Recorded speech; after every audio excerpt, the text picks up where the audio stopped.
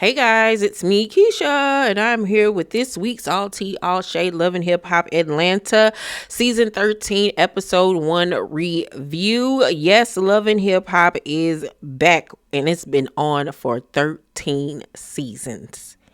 13 continuous years of Love and Hip Hop Atlanta. Wow. It don't even seem like it's been that long, but it has. Shout out to them. So they did something different this season where they started off the show with the cast doing like a little freestyle thing or whatever. And everybody did a good job except for that dang on Rashida. She had the nerve to say, and with bass in her throat,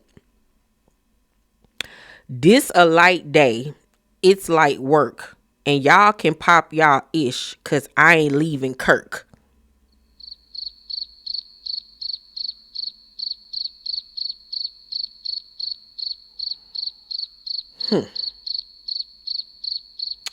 Choices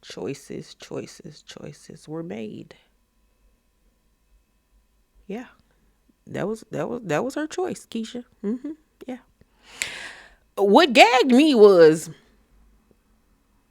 she said it with such conviction, like she was hurting us.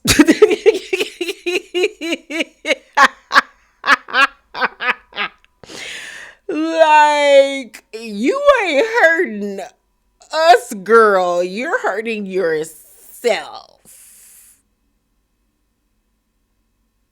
You do know that, right? Like, you the one over there suffering, not us.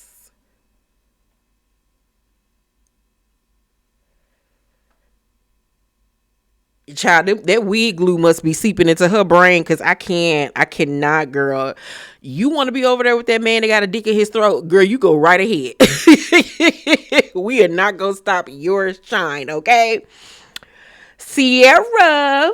No, wrong. My bad. I was so excited to get to my girl. But it's 404 day. I thought we was the only city that did like they city number day. Like St. Louis is 314. So we have 314 day. I didn't know other cities did that. Let me know if y'all cities have y'all day as well. But they celebrate 404 day. And Jock is awarded something from the mayor. Congratulations to him. The cast get together for a little party or whatever. And Renie is talking to Ashley, Lil Zane, and Jessica. And she talks about the incident that happened between her and Black Zach, her baby daddy, that happened a few months ago, where they was arguing in a car and he was calling her every name in the book besides a child of God, and was accusing her of cheating on him and was telling her to get out of his house and this, that, and the third. Well, she's still with him. She said this is the first time that this has happened.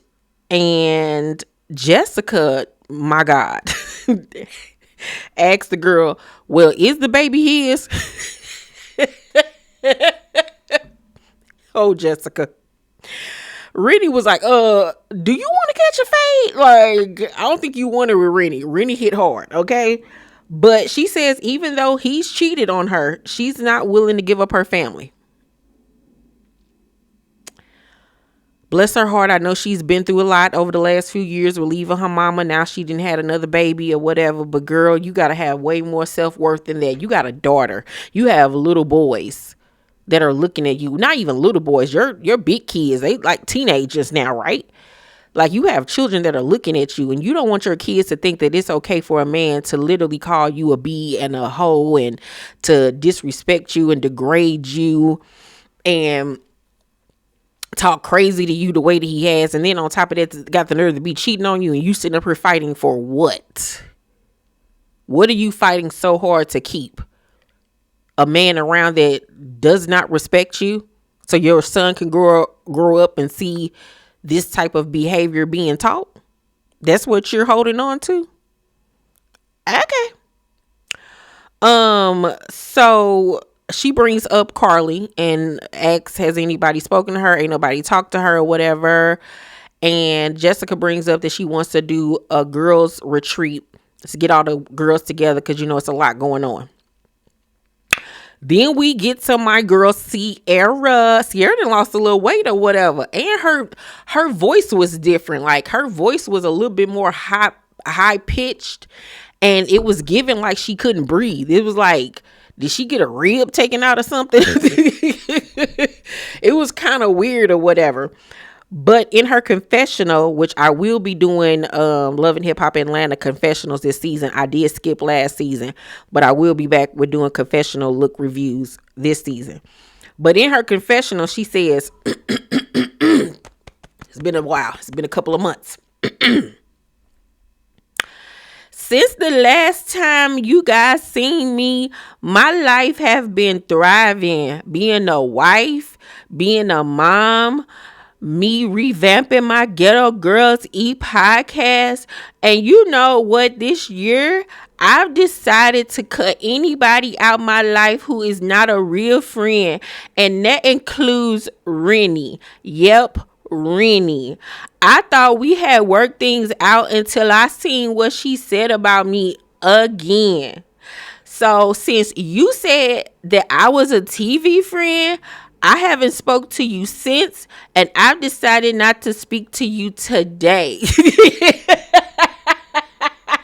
Oh, I love that lady. I got to do an interview with her. I got to meet her. We got to have a parody day, like where I dress like her and we go out and kick it and I act just like her all day long. Like that has to happen. Lord Jesus, make it happen. But they flash back to what Renie said in that particular episode from last season. And she said, I hope she's actually calling me to get back to where we were before and not calling to look like a good TV friend. She just said that she was hoping that you weren't trying to be like some TV friend type stuff. She didn't say that that was exactly what you were. You know what I'm saying? So I don't know if Sierra is reaching on this one or what. How do y'all feel about that? Do y'all think that she was calling Sierra a TV friend, or was she just saying like, I hope that that's not the type of time that she's on? I'm going with the latter, you know. And I hate this for them because I really did like their friendship, but I think that they're just fighting over stupid stuff, to be honest with you. So, where else was I at? So at the 404 day party, they're both there, mind you, and they do not speak to each other. Yeah. Renie was like, I'm not speaking to her. She ain't speak to me. And Sierra, they're hoping that she don't make a diss track about her. It's just a lot. So we go to Spice, who is at a photo shoot. The dress that she had on was quite spectacular. I just hate the way they styled it. But she talks about the song 11, which was a diss track that she did back to Bambi, has gone #1 around the world, I guess, on streaming platforms. And Rashida comes to visit her, and they talk about the whole Bambi situation and the diss song. And Spice says, last year you tried to make it seem like I was the reason you did a diss track. And I'm like, okay, well, at this point, the episodes had already ran, right? So you would have seen that Amy was the one that started all of this mess, right? So Bambi did say that that Spice told her that Amy had come in there with a diss song or whatever, and that's the reason why Bambi wrote hers. Amy had said that Spice was the one that told her she should write the diss track. But in all actuality, we saw it where she actually had already came with the diss track written, right? So I feel like it's a big misunderstanding. Y'all should be mad at Amy. Amy was the one that really started all of this mess. And now she gone over there married to that gay man and getting a divorce. You know, so I think it's just a big misunderstanding, and I don't understand why she don't feel no type of way towards Amy for lying. Rashida says she don't know how she called her straight in the diss record. I'm trying to remember, did Bambi have a reason to have an issue with Rashida from last season? Y'all let me know. I can't remember if they did have anything going on. Maybe it was because when Spice said what's the child name? Bambi only had 11 listeners on Spotify. They laughed. Maybe that's the reason why. That got to be the reason why. Okay, I think I answered my own question. But anywho, Rashida says she don't know if she going to the retreat. Basically, she not going. And she says it's because she don't want to be around fake ass people like Erica Banks. And remember, Erica Banks last season told Yandy that Rashida was talking about the situation with Jasmine and all of that type of stuff or whatever beforehand. But then when she was around Yandy, she tried to play dumb like she didn't know what happened. So Rashida in her confessional times, I ain't got a lot of no effing body because I stand on mine. You don't. You didn't, because you clearly lied to Yandy last season. You most definitely lied. And then when you got called out, you sat there trying to look stupid in the face and beating all around the mulberry bush like some Phaedra Parks type stuff, trying to answer the question without answering the question, and then had an attitude like, Rashida, you are not about that life, girl. Like, please stop, Mighty Mouse. Nobody buys you trying to be tough, okay? Georgia Peach, okay? Nobody sees it for you, ma'am. Nobody. Ain't nobody scared of you. You are not routed, and bout it. You ain't making nobody say, nah. Like, please stop, okay? Then we go to Scrappy. He filming a music video for his little song, and he got his current girlfriend, Brittany, the realtor. Very beautiful girl. Very beautiful girl. Don't understand how he keeps on pulling these nice looking women. Don't know why women still mess with him. I don't understand it at all, because it's like, you're a nice looking young lady. Why are you with Scrappy? I'm confused. But then later on, when the baby mama said what she actually do for a living, it made sense. But she's recently divorced. We all know that he recently divorced. He talking to her about how this is his first time ever courting a woman before. And I was like, well, how did you pull the other ones? I'm just so confused. I'm so confused. She says that she wants him to meet her siblings. And he was like, I want you to be my mama and my father and all of that stuff, but not just yet, because, my mama kind of crazy. She was like, I understand that, just tell your mama, take it easy on me, da-da-da-da. This is already going downhill in a handbasket. Especially if she's still with him after what we saw in this season premiere episode. She's strictly in it for the clout and for whatever little coins he got. Clearly got to be real. Okay. So remember I said that. Bambi invites Jessica to go bridal dress shopping with her, and she wants her to meet Ray because they have gotten really close to one another. She considers Jessica family. I actually really like their friendship. I like these two tall, statuesque women being friends. And I feel like it's genuine. She talks about how she didn't get to have a wedding before when her and Scrappy got married. Bambi thinks that Spice actually bought her streams because the amount of streams that the song got didn't match the amount of people that either she has subscribed to her Spotify or vice versa. I can't remember. Jessica then invites her to the retreat and says that, she's inviting everybody, including her niece. The niece is back. Now, I don't know if she invited Yandy. I don't remember seeing Yandy at the end of the episode, but she invited the niece, child. Renie and Saucy link up with Karlie, child, who has been MIA. And she admits to them that she and T-Lo are divorcing. She says that she was hiding so much. He was cheating on her and lying. You's a lie. You's a lie. And I don't want you. I don't want you. I don't need you. I don't need you. Girl. And she says he got arrested for DV. Y'all know I did a whole story on that. And Karlie in her confessional talking about I was walking on eggshells in my relationship for an entire year.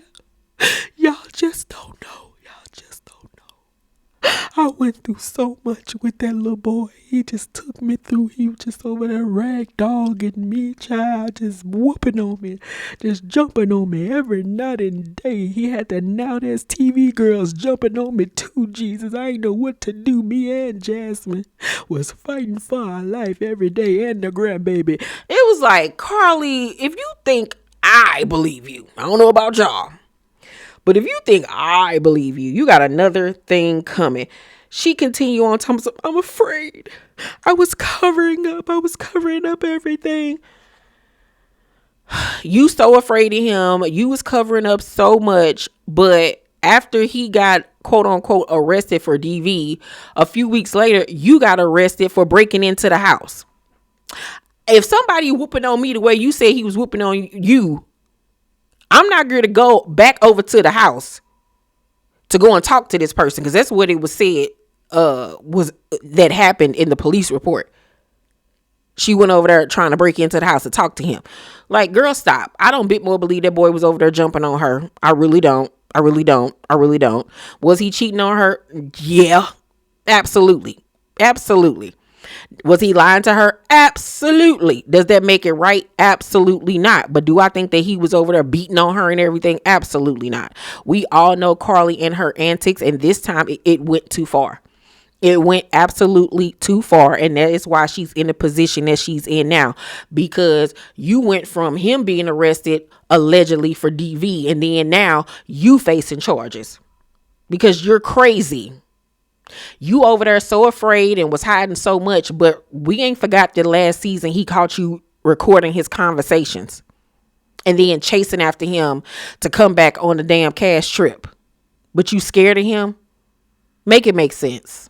Stop. Your old rickety ass ain't had no business marrying that 20-some-year-old boy that could literally be your child. It's freaking disgusting.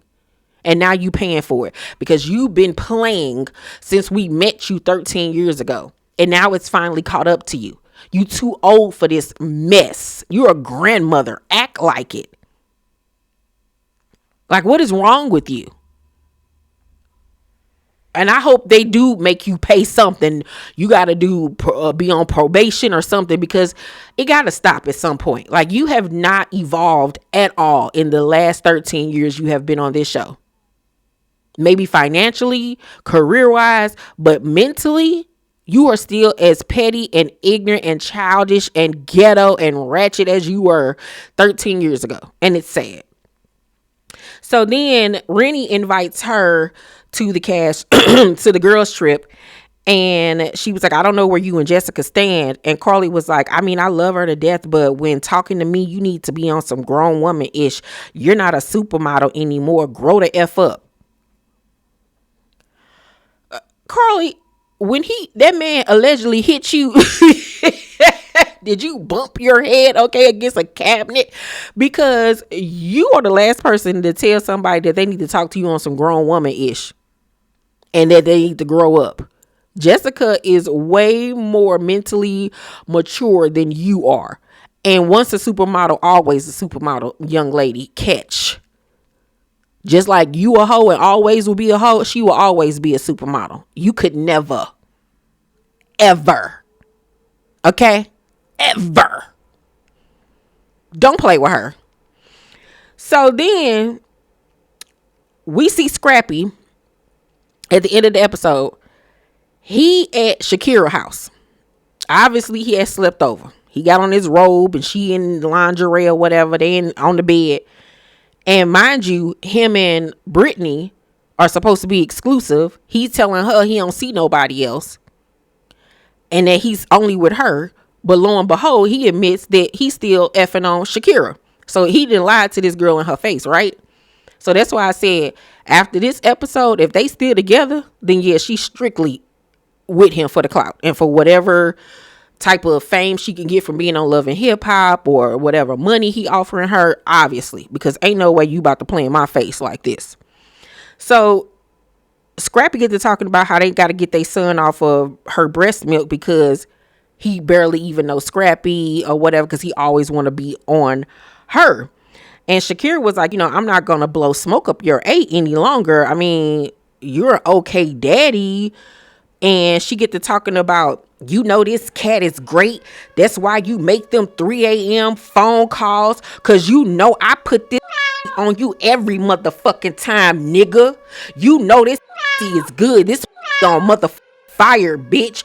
Earth, wind, and fire. I'm gonna sit on top of that. I'm gonna ride it. I'm gonna spin around it. Motherfucker, I'm gonna do a backflip on that. A somersault, a split. Goddamn, I'm gonna do a yoga pose. I'm gonna do the cat pose, the dog pose, nigga, on that dick. I'm gonna swallow. I'm gonna fart on that dick. I'm gonna shit on that dick. I'm gonna piss on that dick. Cause this kitty cat meows, meow. This bark on bitch. Don't get it twisted. You love this. This got motherfucking sugar in it.